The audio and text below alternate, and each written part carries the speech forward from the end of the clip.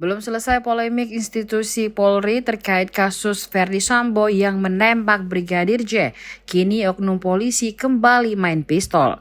Kebrutalan oknum polisi tersebut kali ini juga dikecam masyarakat karena melibatkan anak-anak. Diketahui oknum polisi tersebut menodongkan pistol kepada santri di pesantren Tahfidzul Quran Imam Al-Zuhri di Jalan Veteran Bakung, Kelurahan Samata, Kecamatan Somba Opu, Kabupaten Goa, Sulawesi Selatan. Peristiwa yang terjadi pada Rabu 23 November 2022 malam itu viral di media sosial. Informasi yang dihimpun tribuntimur.com, oknum polisi itu berpangkat brigadir berinisial AH.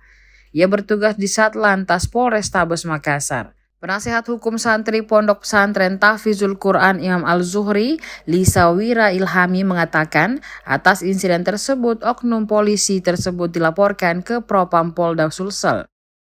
Tak hanya di Propam Polda Sulsel, Lisa juga melaporkan insiden tersebut kepada Polres Goa. Kabar buruk lainnya, Lisa juga melaporkan oknum polisi itu di Polres Goa tentang pengancaman anak di bawah umur.